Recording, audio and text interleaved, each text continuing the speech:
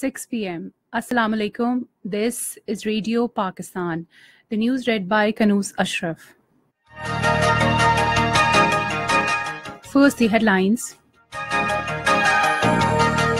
President and Prime Minister, in their messages of felicitation to Russian President on his re-election, have said Pakistan looks forward to strengthen cooperation with Russia in all fields. Chief of Air Staff has reiterated that Pakistan Air Force will prevail against all adversaries as country's first line of defense. Australia says Pakistan has rendered matchless sacrifices in war against terrorism. In occupied Kashmir, APHC chairman says Indian oppression has forced people of Kashmir to fight back with more will and vigor for liberation of their motherland. In Syria, 36 pro-government fighters have been killed in clashes with IS militants near Damascus. In Pakistan's Super League, first eliminator match is being played between Quetta Gladiators and Peshawar Zalmi in Lahore tonight. And now the news in detail. President Mamnoon Hussain and Prime Minister Shahid Khaqan Abbasi has conveyed their heartiest felicitations to President Vladimir Putin on his re-election as president of his country. In a statement, they said that Pakistan and Russia enjoy close, friendly and cooperative relations. They said that our relations are characterized by mutual trust and convergence of views on important international and regional issues. The statement said the leadership of Pakistan looks forward to working closely with the leadership of the Russian Federation to further strengthen cooperation in all fields of mutual interest. Chief of Air Staff Air Chief Marshal Mujahid Anwar Khan called on Prime Minister Shahid Khaqan Abbasi in Islamabad today and discussed professional matters pertaining to Pakistan Air Force. The Prime Minister congratulated Air Chief Marshal Mujahid Anwar Khan on assuming his new responsibilities and expressed the hope that Pakistan Air Force would greatly benefit from his professional capabilities and leadership. Mujahid Anwar Khan thanked the Prime Minister for reposing confidence in him and assured that he would perform to the best of his abilities for further strengthening air defense of the country. The Chief of Air Staff also called on Minister for Defence, Engineer Khurram Dastagir Khan in Rawalpindi today. They discussed the current strategic environment and security challenges facing the country. The Air Chief assured the Defence Minister that Pakistan Air Force is fully vigilant on all frontiers of the country and will prevail against all adversaries as Pakistan's first line of defence. On the occasion, the minister congratulated the new Air Chief on his appointment and wished him every success in taking Pakistan Air Force forward as a 21st century guardian of the nation's air frontiers. The Defence Minister offered his full support to the new Air Chief on indigenization, modernization and advanced training operations of Pakistan Air Force. Air Chief Marshal Mujahid Anwar Khan also held a meeting with Army Chief General Qamar Javed Bajwa in Rawalpindi today. The Air Chief was presented Guard of Honor and he laid floral wreath at Martyrs Monument. The Army Chief congratulated Mujahid Anwar Khan on his appointment and wished him good luck. Defence Minister Khurram Dastagir Khan says Pakistan and Australia have strengthened bilateral relationship by expanding their trade and economic ties. He was addressing a special ceremony in connection with completion of 70 years of bilateral relations between the two countries at Australian High Commission in Islamabad. Khurram Dastagir said both the countries are also enjoying cordial relations in various other sectors. Australian High Commissioner Margaret Adamson said Pakistan has rendered matchless sacrifices in war against terrorism. He said the trade relations between two countries have increased up to 18.6% in few years. Australian High Commissioner said education of youth is vital for Pakistan's development and his country is increasing scholarships for Pakistani students.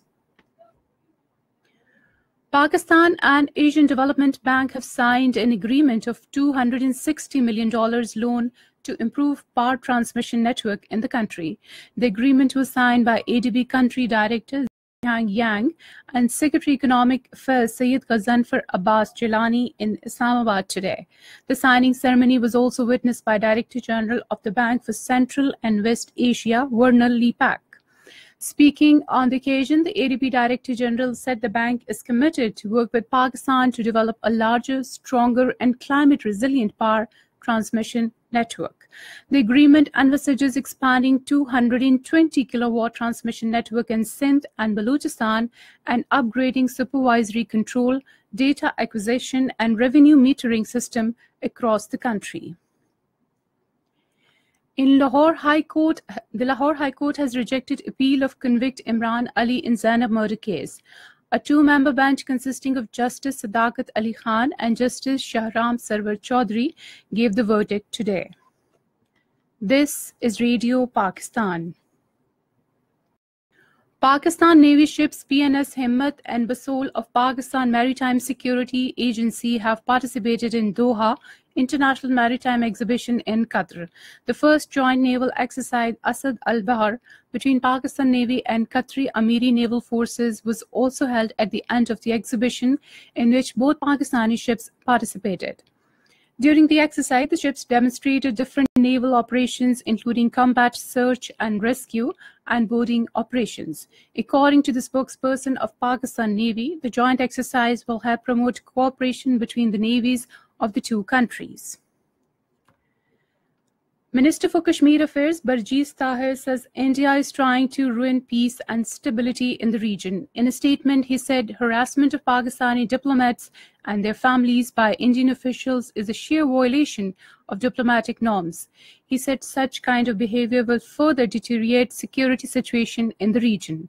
The minister said Islamabad is issuing visas to Sikh and Hindu pilgrims from India to visit their religious places in Pakistan, while on the other hand, New Delhi is stubbornly denying similar facilities to Pakistani pilgrims to visit Ajmer Sharif. In occupied Kashmir, chairman of All Parties Hurriyat Conference, Syed Ali Gilani, says that Indian oppression has forced the people of Kashmir to fight back with more will and vigor for liberation of their motherland from its illegal occupation. Addressing the member of Majlis-e-Shura of Tehreek-e-Hurriyat Jammu and Kashmir in Srinagar, he said entire pro-freedom camp has been facing testing times at the hands of Indian occupational forces. In a statement in Srinagar today, the Hurriyat Forum led by Mirwais Umar Farooq expressed solidarity with the Sikh community on the sorrowful anniversary of Chishtipura massacre, which took place on this day in 2000 on the eve of then US President Bill Clinton's visit to India. 23 Russian expelled diplomats left Moscow embassy in London today. They were expelled over the row of poisoning of a former Russian double agent and his daughter. In Syria, at least 36 pro-government fighters have been killed in clashes with ISIS militants near Damascus. According to Syrian War Monitoring Group, Islamic State militants also captured a largely vacant neighborhood, Qaddam, following intense fighting with pro-government forces. The United Nations says 45,000 people have left their homes in the besieged region of eastern Ghouta in recent days. Talking to reporters in Geneva today, UNHCR spokesman Andrej Mesek said hundreds of thousands of people are still trapped by fierce fighting and in dire need of aid. In Pakistan, Super League first eliminator match between Quetta Gladiators and Peshawar Zalmi will be played in Lahore tonight. The match will start at 7 p.m. Radio Pakistan will broadcast running commentary on the match from Qazafi Stadium, Lahore. And finally, the weather report. Mainly dry weather is expected in most parts of the country during next 12 hours. However, rain, thunderstorm with gusty winds is likely to take place at isolated places in Lahore, Gujranwala, Faisalabad, Rawalpindi divisions, Islamabad, and Kashmir. And that is the end of the news. For more news and analyses, log on to our website, radio.gov.pk, and also watch live video streaming of our bulletins on the link facebook.com Radio Pakistan News Official.